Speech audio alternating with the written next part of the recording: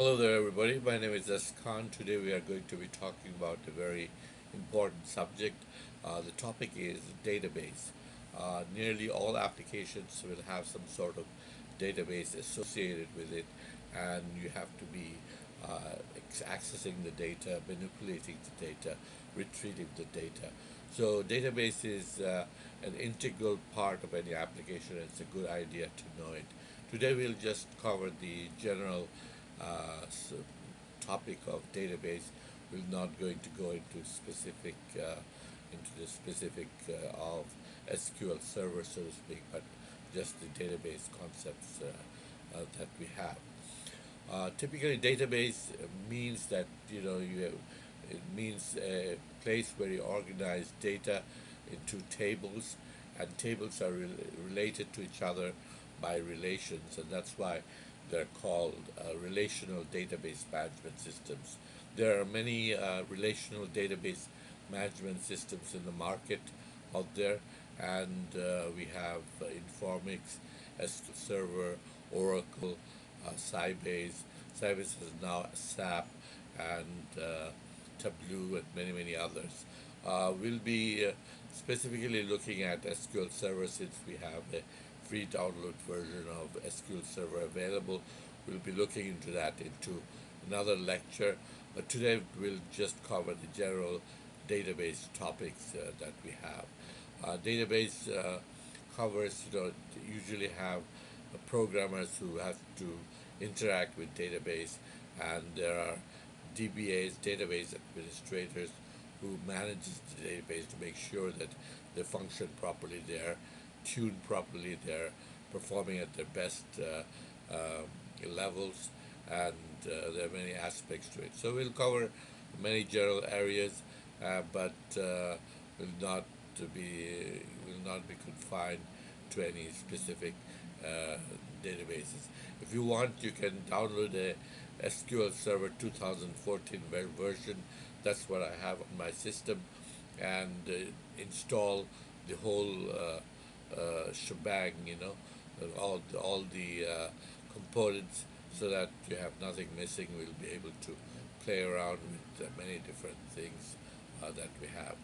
So, as I said, there are many type of databases. There are relational databases, there are hierarchical databases, and the hierarchical databases data is organized in a tree-like fashion, and it is a pyramidal type of a scheme, but structure. Uh, but today we'll be talking about relational databases. Now, it's very important to make sure that your data is organized properly. So tables have to be structured properly. Make sure there is no duplication, and there is data integrity, and this is what is called normalization. There are many type of normalization available. You can have first normal form, second normal form, third normal form, so on and so forth. But we'll only look at those three normal forms. We're not going to look at other normal forms. This could be too much refinement, Boyce normal forms and others. But you can read about it in the books and journals. We'll just go up to the third normal form, which I think is quite enough for quite most of the time. So so in the first normal form, usually you have data into tables. For example, you have user information. In the user information, you might have repeating group. For example, a user can have nodes. So you have node 1, node 2, node 3, node 4, and it is in repeating groups. You cannot keep storing all the nodes in the one table out there. So this is, what we call, is it has a duplication in there, and so we need to get rid of the repeating group and create a new table called user nodes, where we have the user ID and the node ID, and we have nodes, and that way we can store as many nodes as possible. We are not limited by the repeating groups out there, so it's a much finer design, and it will go a long way when you do programming out there. So um, once you get rid of the repeating groups, you create a new table, you get into the first normal form. And then the next thing you might want to do is get rid of any fields that are depend not that are not dependent on the primary key. If they're not dependent on the primary key, then you have to have a separate table with, uh, with itself. Uh, for example, you might have a phone and a phone ID, but the phone could be uh, dependent on user ID and phone ID. So it's dependent on two things at the same time, which it cannot be. So this have to separate it, and we make it user phone table out there, and that way we go into the second or third normal form, and we by eliminating the repeating groups and eliminating the key dependencies, we sort of go to third normal form, and that's usually quite enough for us. Now, let me tell you a little bit about what a key is. A primary key usually means it's a field that uniquely identifies a specific row or of a table. So a primary key would uniquely identify. A foreign key is a primary key of another table that you have in the table that helps you to uniquely identify. So a primary key and a foreign key in a second table can be used to uniquely identify a table out there. And the primary key is usually used to link the two databases out there.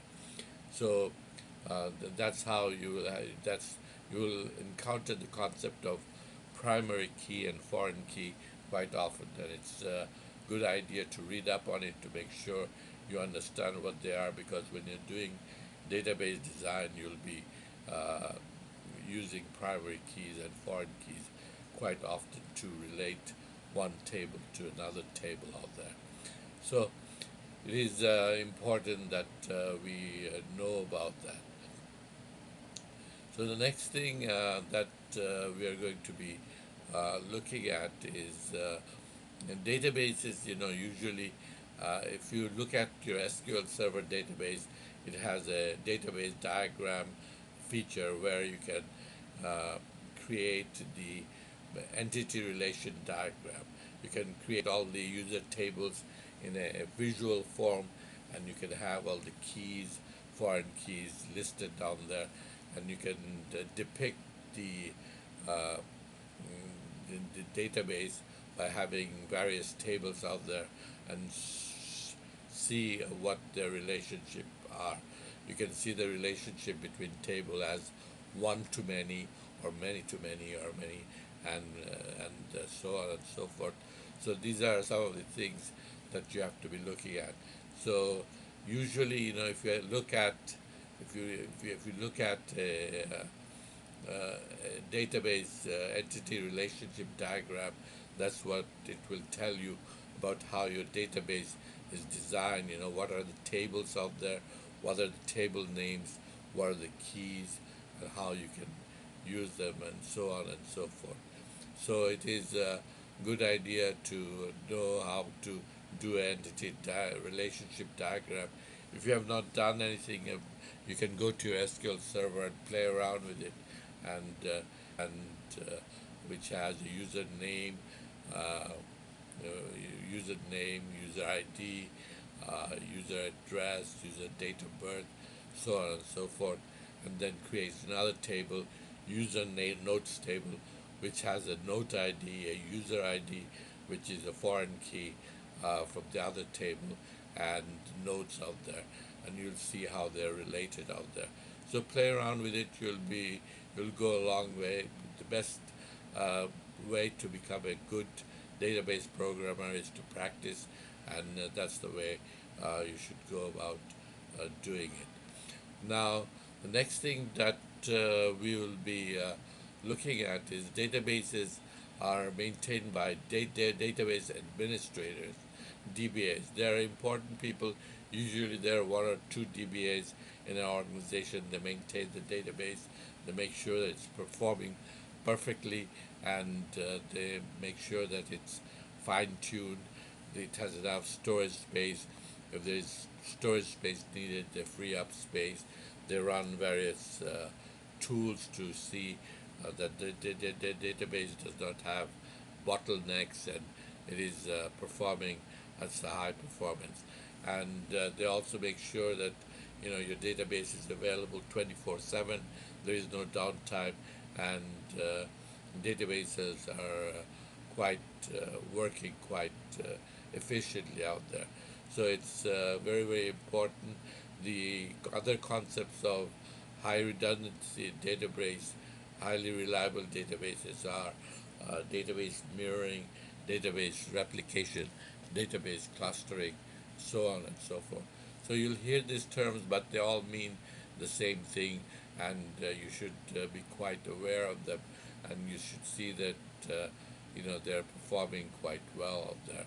So when you're doing databases, uh, you have to the DBA will also determine what is the database backup strategy. Do you want to do it once a week, once a month, once a year? Depending on your application, you will decide what it is, and it's based on your business team. You'll decide what is needed and how you can go about creating a fast database that will work good for you. So these are the things that a DBA will do. The DBA will look at error logs. He'll clear up all the error logs out there. He'll get alerts. He'll maintain alerts. So DBA has many functions that he has to do. So if somebody wants to be a DBA, you have to know the database administration, how to create a user, how to drop a table, how to create a table, how to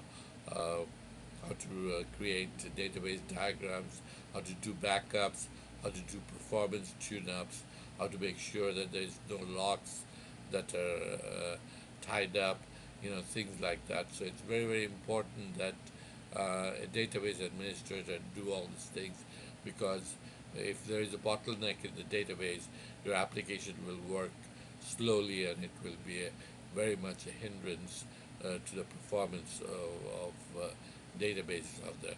So we suggest that you learn mostly how to do databases. We look at SQL Server, how to create a table, how to delete a table, drop a table, how to insert a record, how to do stored procedures, how to do triggers, and all these concepts. We'll look at the different commands for SQL Server in another lecture. Today we'll not go into it because we're not giving a lecture on SQL Server itself, but you should have SQL Server running, because that's what we'll be looking at in the near future, so to speak. So databases are very important. If you don't have a database, you can create a file and do basic read, write, delete, record, insert a record, and some of the basic operations, and you can index them properly so that it's very fast. So even if you don't have a database, you can create a simple database yourself with all the basic operations and use them in your application to make sure that you are doing properly. You can create a table with caret delimited, or some colon delimited or caret delimited, and use the various fields to access the various fields. You can access, retrieve, and do many other things you'll be using in your application out there. So it's very important that you know how to do that. So that's it for today. Thank you very much. I'll cover more on SQL Server in the next lecture.